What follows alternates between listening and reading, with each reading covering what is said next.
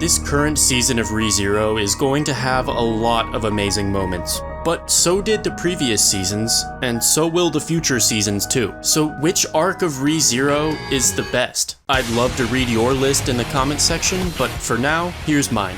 Starting chronologically with Arc 1, A Tumultuous First Day. The introduction to ReZero that piqued our interest and convinced us to continue watching it. This is where Subaru spawns in for the first time, punches some bad guys, meets Amelia, faces off with Elsa, and discovers his authority returned by death. This might be the shortest arc, but it's also the most important, because if it failed to grab our attention, then we all would have dropped the anime and the #1 isekai would be Mushoku Tensei. So obviously this arc has to be S tier. I mean, it's not like someone held you at gunpoint and forced you to watch the rest of ReZero, unless that was me, but I don't really do that anymore. The part of Arc 1 that really hooked me was Elsa's amazing speech about how a Battle Hunter fights. She was built up to be this terrifyingly powerful, unstoppable villain, and yet Reinhardt arrives and disposes of her effortlessly. The hero that showed up to stop her ended up being even scarier than she was. The small details like witnessing Elsa's kukri curve away from Reinhardt, watching him put Felt to sleep with just a wave of his hand, seeing his sword disintegrate after one swing, and learning that his real sword couldn't be unsheathed until it deems its opponent worthy, really got me interested in seeing more of this anime and opened up my eyes to the enormous scale of ReZero's world. Just an incredible introduction to the series that got me invested immediately, and that's why I think it belongs in S tier. Arc 2, The Chaotic Week, was actually not part of the author's original plan for the story, but it's a really good murder mystery plot detour that sets an important precedent for the rest of the series. In this arc, Subaru lives at Roswell's mansion and tries to bond with the maid sisters before they decide to kill him for smelling like the witch. A couple of times in this arc, Subaru makes some really solid, meaningful progress in his relationship with Rem, only to die and reset back to a time before they even met. And I remember being very upset whenever that happened. But looking back now, I think it was a good thing. It's so important to establish stakes early on, because in a story like this, it can become really easy not to care whenever something bad happens. In certain arcs that I'll talk about later in this video, I found that Subaru's deaths didn't make me sad anymore because he didn't lose anything. However, in Arc 2, there's so much at stake, so every death makes you feel like you got hit by a train. Anyway, the most brutal moment in all of ReZero, other than maybe the rabbit scene, actually occurred in Arc 2. It was when Subaru walked out of the bath and Rom told him to cover up that sorry thing. I would have used Return by Death immediately. This arc was really good though. It had a great conclusion, I loved the entire Rom and Rem plotline, and the dogfight was pretty cool too. I'm gonna put this in S tier, and I actually think it was slightly better than Arc 1, so I'm placing it right at the front. Arc 3, Return to the Royal Capital. This is the first big arc, stretching all the way from the royal selection meeting to the end of the White Whale battle and Betelgeuse. The beginning of this arc was a bit slow, and a lot of people dropped the anime after episode 13 because they didn't understand why Subaru was acting like such a dick and fighting with Amelia. However, later in the arc, we realized that Subaru hated himself even more than you did, and his character develops a lot. Anyway, he returns to the mansion and finds everyone dead, causing him to go insane in the next loop, until he comes face to face with Betelgeuse, who's actually crazy, and makes Subaru look totally sane in comparison. Puck ends the world, revealing his beast form, concluding the best episode of the ReZero anime, and I would argue, the best anime episode ever. After that, the author accidentally makes Rem the best girl, and Subaru rejects her with the words, "I love Amelia," pissing off millions of fans. Her confession was beautiful though, and that starting from zero moment was really important for Subaru's development. The White Whale battle was pretty cool. It showcased how competent Subaru can really be, and Wilhelm is just an amazing character. Fun fact, Wilhelm was originally just a guy who drives a carriage, but someone left a comment asking about him, and that's when the author decided to give him a backstory. Finally, Subaru defeats Betelgeuse, and then he gets to tell Amelia he loves her. Amazing arc, but the interlude was the best part. Right when we thought we'd get a moment to relax after defeating an Archbishop, two more of them show up, one of which is invincible, and the other one just fucking erases Rem from history. That was an insane cliffhanger to end with, and I both hated it and loved it. S tier. This was one of my favorite arcs. It was almost perfect, so it's gonna be hard to beat, but you never know with Teppei. This man will drop a masterpiece whenever you least expect it. Arc 4, The Eternal Contract, is the Sanctuary arc, which covers all of Season 2. And a lot of anime-onlys criticized Season 2 for taking place in the same location the entire time, which I completely understand. But these rankings are actually not based on the anime. They are based, but they're just based on the web novel, S tier. Every chapter was filled with exciting moments, like when Subaru meets my favorite character, Echidnut, and immediately starts chugging her body fluids without the slightest hesitation. Such is the duty of a fellow man of culture. She lets him take the first trial and face his past, allowing him to say goodbye to his parents. We also get the return of Elsa. We find Beatrice holding a gospel. Roswaal is revealed to be a villain who knows about Subaru's ability.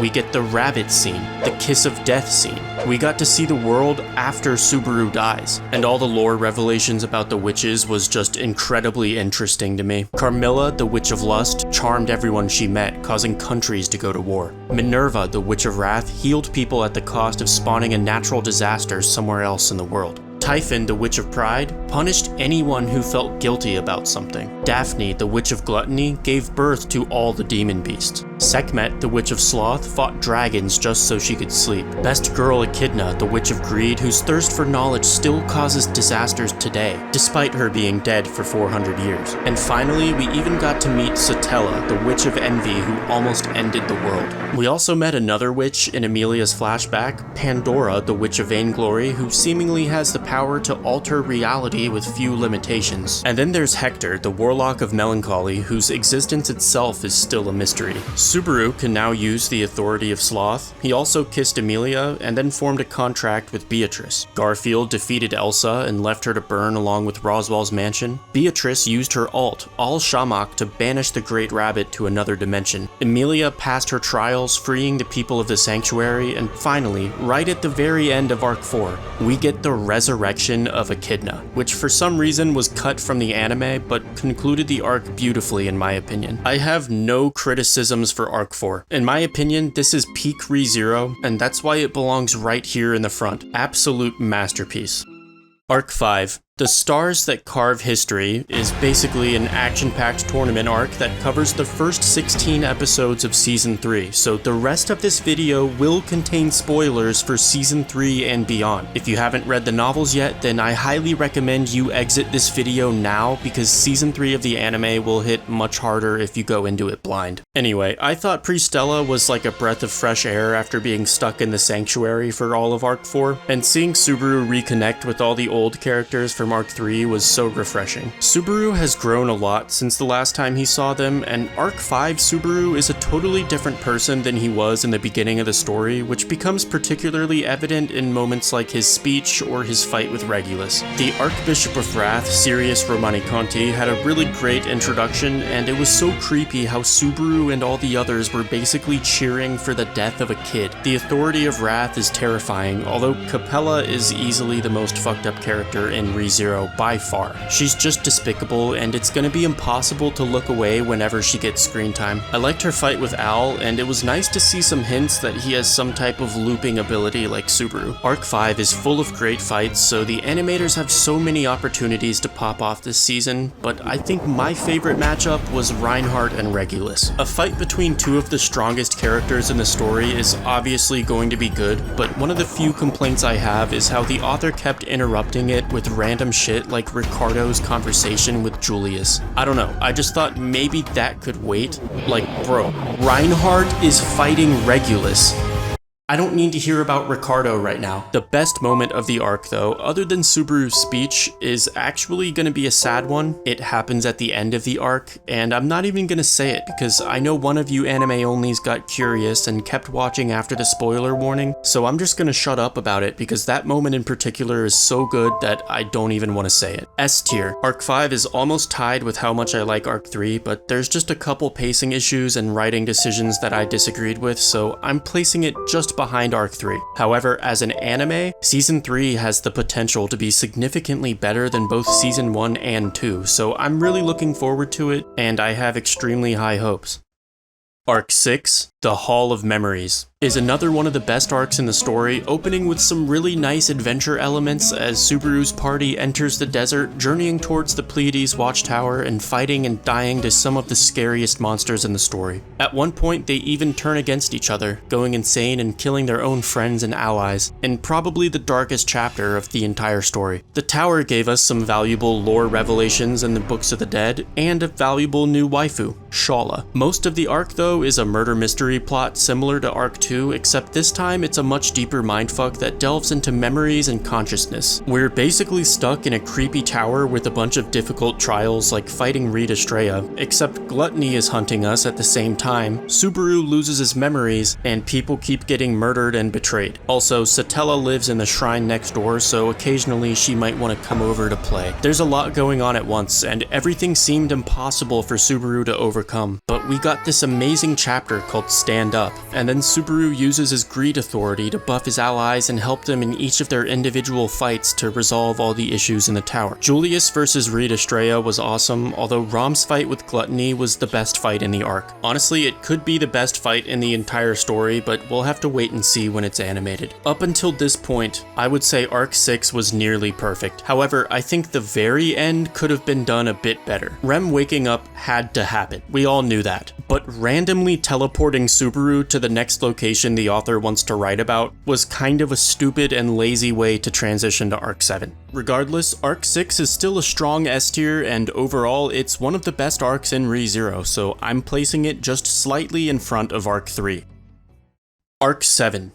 The Land of the Wolves takes place in the Wallachian Empire, where culturally the people value strength and power above everything. Subaru gets randomly teleported here with Rem, who's awake and doesn't remember anything, so she distrusts Subaru again, and all their Arc 2 progression is pretty much recycled. Louis is also with them because the author has no problem killing off his villains, unless the villain is a lolly. In that case, they join Subaru's team as an ally instead. Arc 7 does have a really good villain though, and his name is Todd. His mind games with Subaru and watching them try to outsmart each other was easily the best part of the arc. Todd is a very simple yet effective character, contrary to Vincent, who's a lot more complex, but also a really good character. Together, in one of the most bizarre plot points of the story, Vincent and Subaru seize control of a city by forming an idol group and cross-dressing. After that, Subaru goes to another city, meets 1,000 new characters, gets turned into a 9-year-old, and survives a big battle that destroys the city. How did he survive, you might ask? It's simple. The author wanted to write about this other location called Gladiator Island. So, Subaru gets randomly teleported to Gladiator Island. It's here that he meets another 1,000 characters and befriends all of them after dying countless times. Literally. It could have been several hundred or over 1 million, but we can't count his deaths anymore, which kinda sucks. He forms a personal army and then attacks the Imperial capital, ending with a bunch of really good fights and a fantastic named chapter for Chisha Gold. Now, I have quite a few complaints about Arc 7, but that doesn't mean Arc 7 is bad. Nothing in ReZero is bad, I just thought all the other arcs were better. It's still S tier though, but I'll be honest, I really hate it when authors use random teleportation to lazily railroad the plot. If he wanted Subaru to go to Wallachia, there was a fucking dragon right next to him. Maybe Subaru could have tried to ride the dragon, and that's how he ended up in Wallachia. I don't know, there's just a billion alternatives that would have been better than random teleportation. And to make it worse, he randomly teleported Subaru again halfway through the arc. Another instance of lazy writing is how every Arc 7 save point was conveniently no more than 2 minutes before Subaru's death. And if we compare that to Arc 2, where if Subaru died he lost multiple days of progress, it's obvious that the author was just being lazy again. My biggest complaint though is that this arc just generally feels like the author didn't have a plan as he was writing it. It's messy and it just feels like he didn't think it through and just made shit up on the fly. Once again though, Arc 7 being the worst arc of ReZero is like how Sylphie is the worst girl in Mushoku Tensei. I'd still fuck her. I'd be happy to fuck her. I would just rather fuck Roxy. Arc 8, Vincent Vollachia, is an immediate continuation of Arc 7 that feels a lot more polished and refined. The new enemy is Sphinx, one of Echidna's failed experiments, and she resurrects a number of notable and powerful figures from history for the good guys to fight. And if you thought Arc 5 was a tournament arc, this is like Arc 5 times 2. -2. I don't know how they're ever going to animate this because it's literally just non-stop action, and unlike Arc 5, the POV switches aren't as obstructive this time. Each fight is equally interesting, and I actually started to care about some of the new characters, like Madeline, which the previous arc struggled more to accomplish. What made Arc 8 stand out among the rest though was the ending. Arc 8 has the best conclusion of any arc in ReZero. Priscilla's death was such an impactful scene, it made me momentarily forget about any criticisms I had for Arc 7 and 8. It felt like the entire thing was worth it, just for that moment. She was such an amazing character, and I really loved how she told Al and Subaru that although nobody else can ever truly appreciate or understand them, she does. Her death kind of made up for what was originally my biggest complaint with this arc, which was how every good guy won every single fight, and the villains always lost every time. Overall, I think Arc 8 is better than Arc 7, better than Arcs 1 and 2, but just a little bit behind Arc 5.